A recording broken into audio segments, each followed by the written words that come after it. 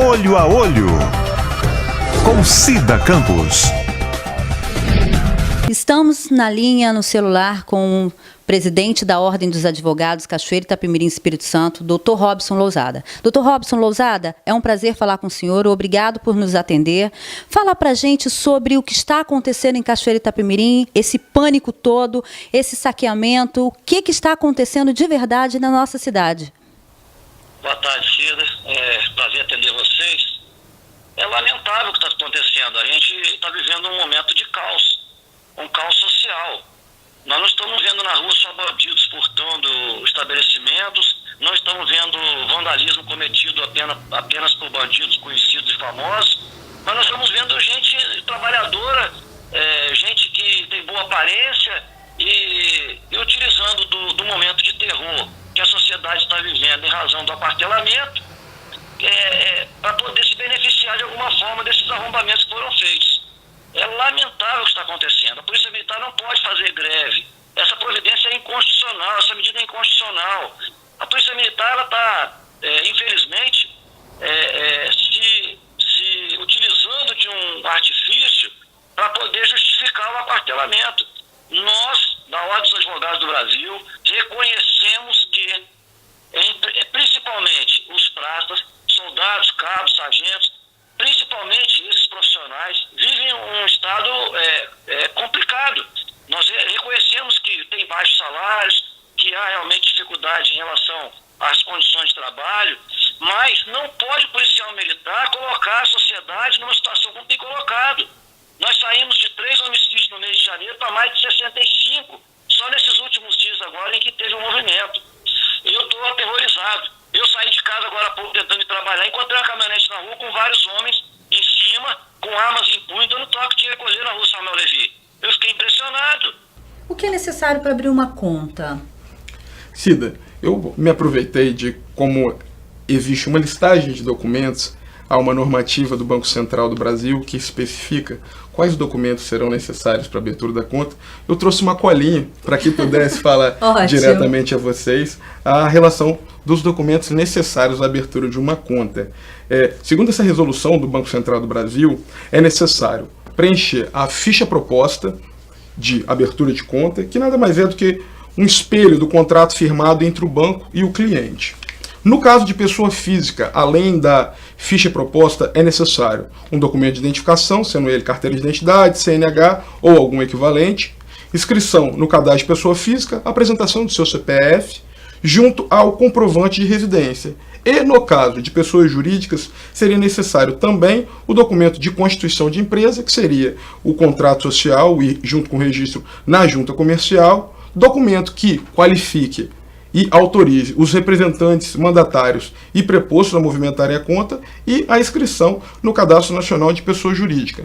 Basicamente seriam esses os documentos, lembrando que o banco não é obrigado a abrir conta com qualquer pessoa, seja ela física ou jurídica. Por isso que nós falamos inicialmente de ficha proposta. É uma proposta que é feita pela pessoa que tem intenção em abrir conta com aquela instituição financeira e a instituição financeira irá ou não aceitar aquela proposta, dando seguimento ao procedimento de abertura da conta. Quais são os direitos especiais citados na legislação brasileira?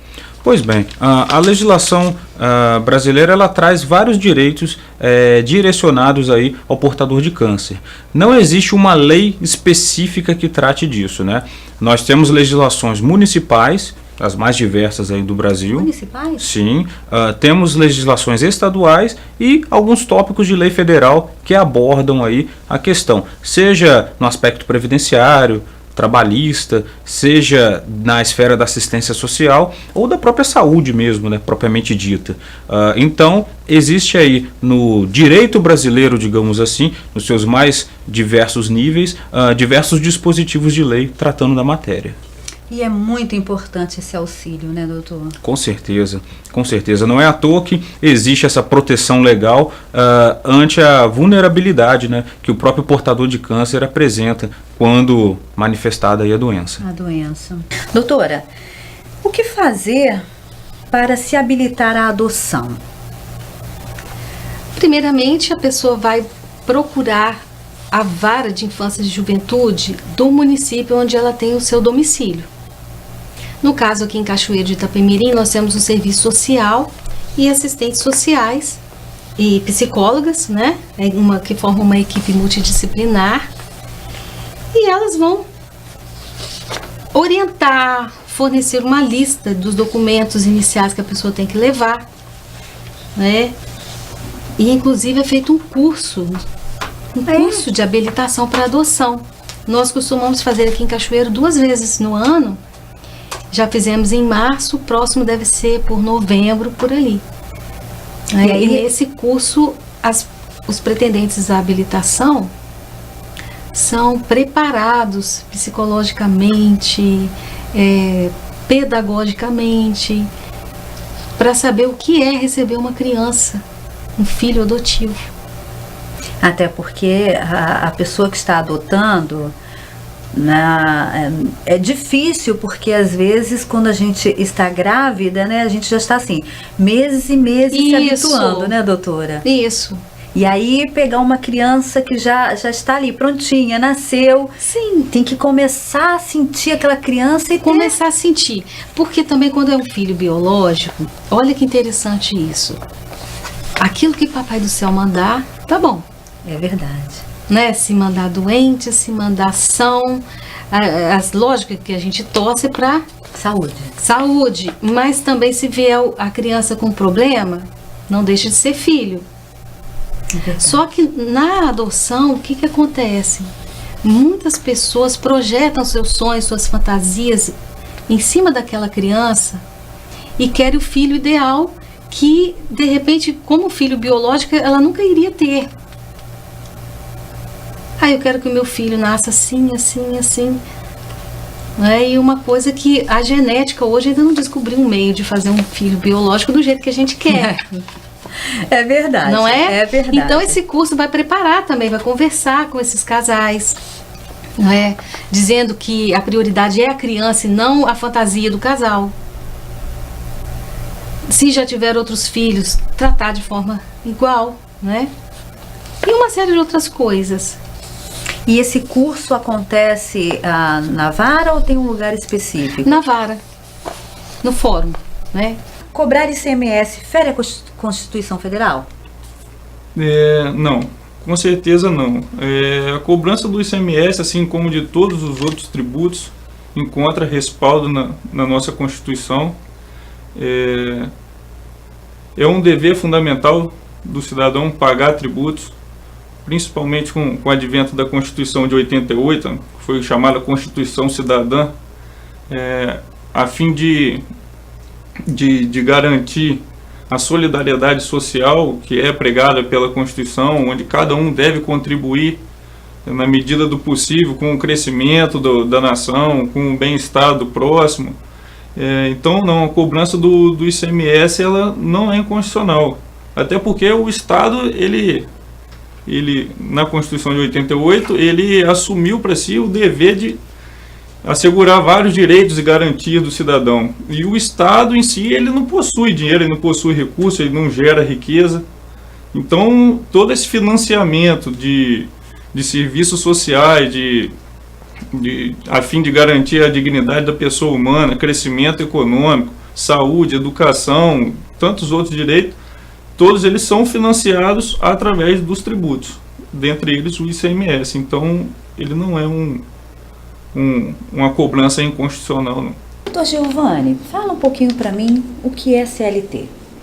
A CLT, na realidade, chama Consolidação das Leis do Trabalho. A CLT ela foi feita em 1943, através de uma compilação das diversas leis que existiam. Existiam diversas leis separadas falando sobre os direitos dos trabalhadores. Eles resolveram juntar tudo num livro, e a CLT é isso, é um conjunto de leis que foi juntado num livro e ordenado em forma de um livro. Então existem 913 artigos, mais ou menos, que vão falar sobre os direitos dos trabalhadores. Mas a fonte do direito do trabalho não é só a CLT, não. Nós temos direitos que estão na Constituição, direitos que estão no Código Civil, por exemplo, que são aplicados na Justiça do Trabalho também.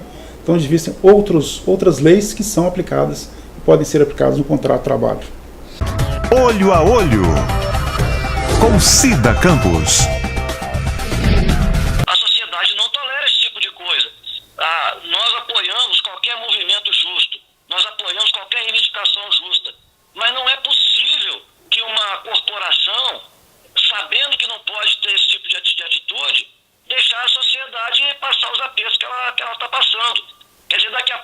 perder a Polícia Militar toda a credibilidade que ela tem com a sociedade e que sempre foi grande. Então é lamentável o que está acontecendo. A OAB tem feito apelo tanto ao Estado quanto aos policiais para que eles possam retornar às atividades e que o Estado continue a negociar, independentemente de ter movimento ou não. O presidente Homero hoje, por volta de 11h30 da manhã, teve uma audiência com o vice-governador, tem tratado disso, tem tentado ajudar nessa negociação, mas infelizmente um lado não cede, o outro não cede, e a sociedade é que fica sofrendo. Eu estou em casa fazendo ofícios, pedindo suspensão de prazos, adiamento de audiências, porque infelizmente a sociedade, o jurisdicionado não tem como sair de casa, os advogados não têm como se locomover. A única medida que a gente pode pedir é as autoridades suspenderem o expediente para a gente poder ficar em casa dentro de uma certa segurança. Agora, já passou do limite, alguém tem que ter autoridade para tomar uma atitude, entendeu? Eu não sei se o Exército e a Força Nacional vai conseguir cobrir todo o território do Estado do Espírito Santo. É muito pouco o número de policiais, de militares que estão sendo cedidos pelo governo federal para poder fazer o policiamento do Estado inteiro. Então eu acho que a sociedade, ela tem o direito de ter o direito de ir e vir garantido. Quem garante isso? É a polícia, que faz o policiamento ostensivo, é a polícia militar. Então, assim, eu penso que não é de recomendável a polícia militar continuar com o movimento. Nós já sofremos demais, a sociedade já sofreu demais. Vai ficar muito caro para a sociedade esse movimento todo. Então, eu faço um apelo àqueles que lideram esse movimento, em nome da sociedade cachoeirense e até do Estado do Espírito Santo, que se sensibilizem com o desgaste que já foi causado, com as perdas que já tivemos, perdas humanas e perdas materiais. E voltem ao trabalho, porque se a Polícia Militar não puder oferecer essa segurança para nós, daqui a pouco a população vai se revoltar contra a Polícia Militar. Então, já tem situações criadas em frente ao quartel de Guarapari, ao batalhão de Cachoeiro. A sociedade está se mobilizando e daqui a pouco vai começar a gente fazer justiça com as próprias mãos, vai virar um caos. Nós já não suportamos mais esse tipo de situação. Então, eu já falei aqui em casa, daqui a pouco eu vou precisar de ajuda médica, porque eu estou num desgaste terrível, minha energia já está faltando. E imagino que de outras pessoas que também se envolvem com esse movimento, a energia também já esteja faltando. Então, é muito complicado, difícil de entender a falta de sensibilidade dos policiais. Eu tenho ouvido alguns áudios de policiais debochando, e isso vai ter que ser investigado, apurado. Não é a maioria, nós sabemos que a maioria são pessoas de bem, mas há policiais debochando da sociedade, debochando dos advogados, debochando dos advogados do Brasil, e essas coisas merecem a censura das autoridades. Agora há pouco eu recebi aqui cópia do ofício da Promotoria de Justiça adjunta à Polícia, à Justiça Militar, determinando aos comandantes que em 4 horas apresentem a relação de todos os policiais que estão aquartelados. Quer dizer, isso pode surtir algum efeito? Pode, porque a promotoria está tomando uma atitude para poder punir disciplinarmente aqueles que não atenderam a determinação de fazer policiamento ostensivo. Quem sofre é a sociedade, não é o governador, não são aqueles que deveriam negociar, entendeu? E isso é muito ruim, a polícia está perdendo a credibilidade com esse movimento. Eu faço um apelo a que os policiais se sensibilizem com a dor da sociedade que está tendo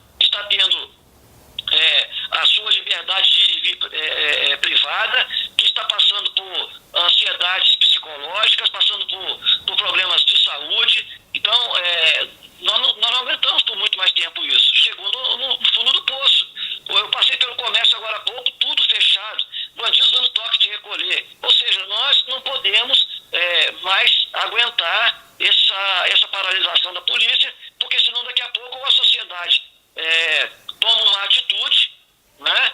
Ou os bandidos vão fazer tanto terror que nós vamos ter que passar a nos aquartelar também. Ou seja, nós vamos ficar presos em nossas casas, nossas residências, contratando segurança privada, mandando pagar para matar. E isso não é conveniente, isso não é o correto. Mas as pessoas têm que se proteger. Não tem outra proteção a ser feita, a não ser pela própria Polícia Militar, que faz o policiamento sinto muito, mas a Polícia Militar tinha a atender esse apelo da sociedade e retomar suas atividades para que a gente possa voltar à normalidade da sociedade. Não dá mais para aguentar. Essa cobrança é reconhecida nos tribunais brasileiros? A cobrança Do ICMS? do ICMS sobre... Às vezes, quando eu estou numa conta de luz, por exemplo. Sim. Eu Hoje quero- tá em alta, né? Um questionamento sobre o ICMS nas contas de energia elétrica. Várias ações têm sido ajuizadas, discutindo a alíquota que vem sendo empregada, principalmente porque o ICMS, a previsão constitucional, diz que ele poderá ser um tributo, um imposto seletivo.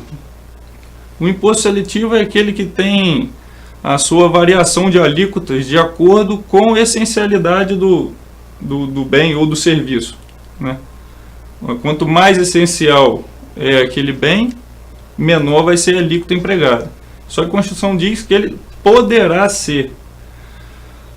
Acontece que nessa previsão de poderá ser, quando o Estado opta por empregar alíquotas diferenciadas de acordo com produtos e serviços, se ele opta por essa diferenciação de alíquota e não empregar uma alíquota única, deve ser observada, isso obrigatoriamente, deve ser observada a essencialidade do bem ou do serviço que está sendo colocado em mercado. E no caso da energia elétrica, como os estados optam por uma diferenciação de alíquota, no caso da energia elétrica, não se discute que a essencialidade dela é a máxima. A máxima. Impossível imaginar alguém hoje sem energia elétrica. Então, esse é o principal fundamento para essas questões que discutem o ICMS sobre energia elétrica, porque no caso do Espírito Santo, tem sido cobrado uma alíquota de 25%, enquanto a gente poderia estar aplicando a alíquota mínima do ICMS de 17%, que no final das contas dá uma diferença razoável. Grande. Sim. E isso, doutor Caio, essa diferença de percentual, que no Brasil, eu acho, acredito, né? Se eu estiver errado, o senhor, por favor, corrija-me. 17% é o padrão para o Brasil. Mas aí a gente vê 25%, 30%. Isso a gente vê que é um abuso. Sim, é exatamente o que eu Havia falei dito agora há pouco isso. O ICMS, ele poderá ser seletivo, ou seja, o Estado pode optar, o ICMS, um imposto estadual, o Estado pode optar por empregar uma alíquota única para todos os bens e serviços sujeitos à tributação do ICMS, ou ele pode adotar a seletividade, diferenciando a alíquota para determinado bem ou serviço. Só que, novamente, se ele opta por fazer essa seletividade, empregar alíquotas diferentes, ele deve obrigatoriamente observar a essencialidade. E no caso da energia elétrica, é extremamente essencial, e o entendimento, que por enquanto parece que vem se consolidando nos tribunais, é de que deveria ser aplicada a alíquota menor. Olho a Olho, com Cida Campos. Tem muitas pessoas que não sabem quais são seus direitos. Tem muitas pessoas que às vezes deixa de receber seu dinheirinho, deixa de estar em uma empresa, às vezes vai passando o tempo e não recorre porque não sabe como, não sabe porquê. Até mesmo tem pessoas que têm medo de se aproximar de um advogado, porque acha que é caro, que é muito caro. E tem a defensoria, né, doutor? Sim, no caso da Justiça do Trabalho, a gente trabalha com duas, a pessoa tem, na realidade, 3 opções para poder reclamar. Ela pode ir diretamente na Justiça do Trabalho, nós temos um setor que chama setor de atermação, e pode contar a história dela, e a pessoa, ela é um servidor do tribunal, vai anotar as características do caso e fazer o pedido para essa pessoa. Além disso, ela pode contratar um advogado, que ela vai ter que fazer um contrato de honorários com esse advogado, ou ela pode procurar seu sindicato de classe. O sindicato de classe, ou seja, o sindicato que a pessoa pertence, ela, por exemplo, é do sindicato das empresas de mármore e granito. Então tem um sindicato, esse sindicato ele é obrigado a prestar assessoria jurídica para o trabalhador. Então o sindicato vai entrar com uma ação sem cobrar nada desse trabalhador, e se houver procedência dos pedidos, a empresa que vai pagar os honorários do sindicato. Então a pessoa acaba tendo essas 3 opções de de poder escolher qual que é o melhor caminho para ela. A equipe de assistente social e psicóloga, quando elas vão até a residência desse casal ou dessa pessoa que quer adotar, isso é por quê? É porque quer saber se essa pessoa tem umas condições financeiras boas? Não é isso, né? Não, um mínimo de condições financeiras, né, para a criança ter como ser sustentada. Mas mais importante ainda, condições morais, psicológicas, né, estrutura familiar, né, porque a criança também não pode viver num ambiente que os pais estão brigando muito, né, totalmente desestruturado. Uma série de coisas, né, inclusive a educação da criança. O ambiente, vai olhar mais o ambiente. E observa também a higiene, né? Também. Isso é muito importante, né, doutora? Sim. Porque às vezes a criança está num ambiente que sabe que tem normas, porque um abrigo tem normas, né? E aí vai para uma casa que às vezes é totalmente roupa jogada para lá, comida no chão, essas coisas. Isso tudo é observado. Sim. Isso é muito importante, né, doutora? Não só para a criança, como também para qualquer adulto, né? Sim, porque geralmente a criança já saiu da família biológica por causa desse problema. De abandono, de negligência. E para entrar em outra família adotiva com o mesmo problema da biológica, não tem sentido, né? Tem sentido. Então, para isso que existe avaliação e habilitação. Auxílio-doença. Sim, o auxílio-doença, para aqueles que estão vinculados ao INSS, né, o Instituto Nacional de Seguro Social, é um dos primeiros benefícios que a pessoa geralmente lembra, né, como popularmente se diz, a pessoa busca encostar. E quando vinculado ao INSS, quando a pessoa mantém a sua condição de segurado, ela vai requerer o benefício e, passando por uma perícia médica, né, a perícia médica oficial da Previdência Social, sendo aprovada, ela vai estar recebendo o benefício aí, considerando a hipótese de que o câncer abala a capacidade de trabalho, a capacidade laboral da pessoa. Né? Então, é um benefício aí que o Seguro Social oferece para toda a população ao portador de câncer. Mas nesse período, até que esse paciente consiga fazer a perícia, os documentos, quais são os documentos? Bom, basicamente os documentos pessoais a pessoa vai ter que levar no ato da perícia e a documentação médica que disponha. Laudos, exames, receitas, para o médico perito do INSS, né, estar avaliando o quadro clínico da pessoa e se esse quadro clínico, como na maioria das vezes é passível de conceder ou não o benefício auxílio-doença.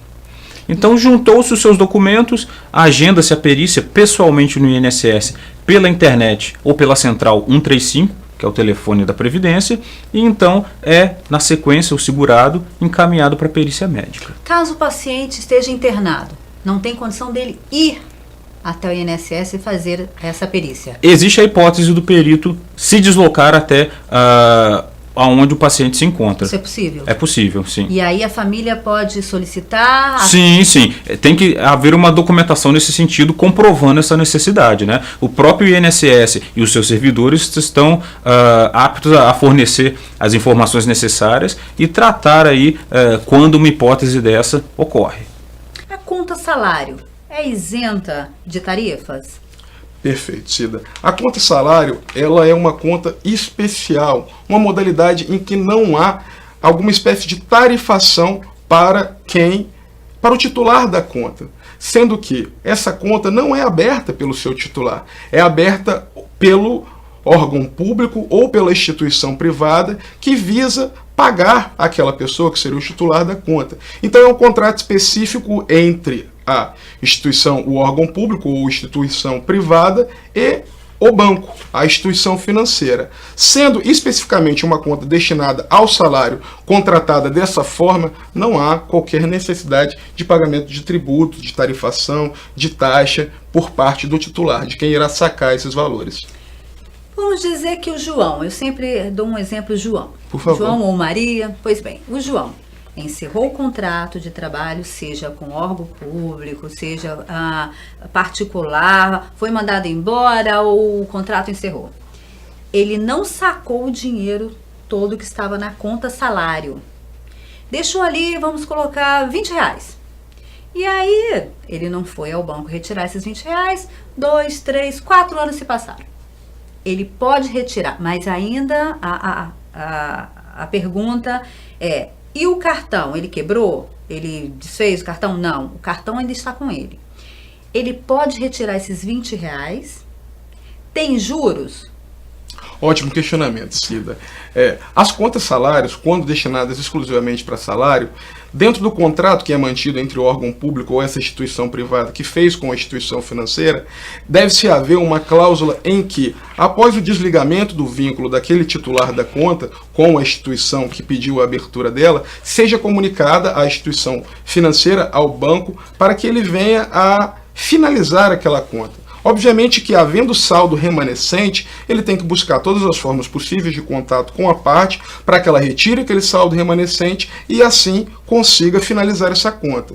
Ou seja, se há saldo remanescente, é possibilidade do titular da conta, da pessoa, que vá até a instituição bancária e retire aquele valor. Quanto à questão dos juros, não há, desde que não haja má fé do banco, da instituição financeira, no sentido de ocultar que existiam aqueles valores e isso ser perseguido através da justiça, não haveria a estipulação de juros, porque a conta salário ela não visa gerar rendimentos, à exceção de outras modalidades de conta. Com esse saqueamento no comércio, o comerciante está em desespero, em pânico. Como eu vou pagar funcionário? Como eu vou repor a mercadoria? Como que eu abro no dia seguinte? Realmente, Cachoeira está parecendo um filme de terror. Eu nunca vi isso em toda a minha vida. Uma cidade fantasma, faroeste.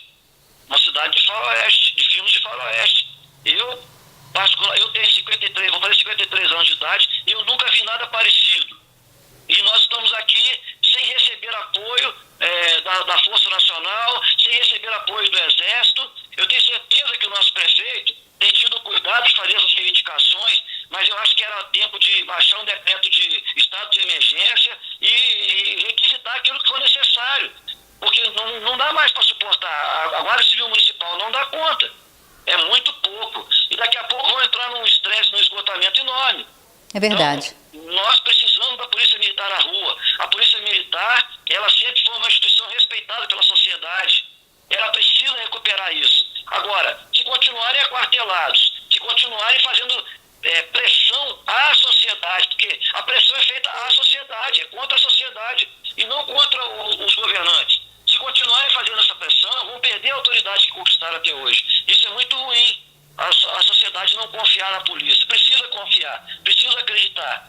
Entendeu? Mas na hora que a gente precisa do apoio, que a gente precisa do atendimento, a gente não tem, o que o cidadão fica pensando? Com quem que pode contar? Muito difícil. Olho a Olho, com Cida Campos. Documentação. Existe algum tipo de documentação específico para a adoção? Existe uma listagem e ela é fornecida pela equipe técnica, né? São os documentos pessoais, atestados de sanidade mental, isso é muito importante, né? O médico atestar que a pessoa está apta psiquicamente para adotar, antecedentes criminais, não pode ter, tem uma certidão negativa. Aqui no caso, comprovante de rendimentos, comprovante de residência. São até documentos normais, né? Sim. E tem um estudo social que é feito pela assistência social e psicóloga, vão até a casa, conversam, né? Vão fazendo o laudo psicossocial. Menor de idade pode ter uma conta bancária? Perfeitamente, Cida. Os menores podem terem contas bancárias desde que representados por seus representantes legais, sendo eles pais, tutores, curadores, alguma pessoa que o represente para os atos da vida civil dele. Lembrando que aqueles que possuem emancipação, que seria a possibilidade de gozar de seus direitos da vida civil entre 16 a 18 anos, pelos motivos legais, não teriam a necessidade de apresentarem um representante legal. Não sendo esse caso, há a necessidade de um representante legal, sendo possível a qualquer pessoa menor ter uma conta bancária, seja ela conta de depósito à vista ou conta de depósito poupança. Saque do FGTS e PIS-PASEP. Sim. Tem direito? Tem direito, sim, com certeza. Mediante documentos pessoais e o laudo médico atestando, né, evidenciando que a pessoa está portadora do câncer, seja de qual tipo for, é possível sim a liberação da FGTS e PIS/PASEP, né? Para o tratamento ou para transporte? Na ou verdade, para comprar uma casa? Como... na verdade a lei ela disponibiliza essa faculdade da pessoa, mas não obriga ou não vincula a utilização do dinheiro. Presume-se, né, como é uma situação aí que a pessoa vai estar vulnerável, que é para seu tratamento. Mas não existe assim uma determinação legal que fale valor X é para uso Y. Não existe essa previsão aí expressa na nossa legislação. No decorrer de um processo, o senhor poderia falar como começa, quais são os caminhos, quanto tempo gasta, mais ou menos? O senhor poderia explicar para a gente? Sim. Depois que a pessoa escolhe como é que ela vai entrar com o processo, hoje nós trabalhamos com PJE. Então o processo vai ser distribuído e vai ser marcado uma audiência. Essa marcação de audiência ela pode variar de 15 dias até um mês. Aqui em Cachoeira é na faixa de uns 2 meses, a primeira audiência. Então, dependendo da complexidade da ação, nessa primeira audiência o processo já pode ser encerrado, o juiz já pode ouvir testemunhas e encerrar o processo se não houver acordo para a sentença, ou pode se determinadas situações em que tem que adiar a audiência porque a testemunha não veio, ou porque as matérias são mais complexas, então o juiz pode marcar uma segunda audiência, que vai ficar na faixa aqui de mais ou menos uns 2 meses também. Então, aqui em Cachoeiro, se o processo não tiver perícia nem nada, uns 5 meses acho que a gente consegue resolver o processo, está nessa faixa de 5 a 6 meses. Tanto aqui na segunda vara, onde eu atuo, quanto na primeira vara. Então os prazos são mais ou menos iguais. Então a partir daí a parte tem, na segunda audiência ela vai trazer as testemunhas, vão fazer as provas, vão ser ouvidas as partes, e o juiz depois tem um prazo para dar sentença. E qual é esse prazo? O prazo hoje são 30 dias. Aqui no Tribunal da 17ª Região são 30 dias que o juiz tem de prazo. Mas pode passar? Pode, dependendo da complexidade da matéria, se o juiz tiver com muito serviço, ele pode ou determinado, mas normalmente fica dentro desse prazo. Olho a Olho, com Cida Campos.